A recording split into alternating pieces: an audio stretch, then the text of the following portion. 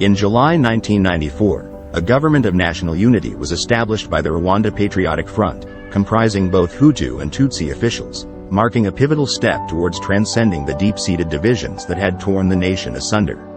With a stable political landscape, sound security and a commitment to transparent governance, Rwanda has achieved remarkable economic and social development in recent years. So after the country was devastated, after the country was completely destroyed, after the country looked like bankrupt, Rwandans needed to take decisions about their future. And I think they opted for the right decisions. They opted for reconciliation.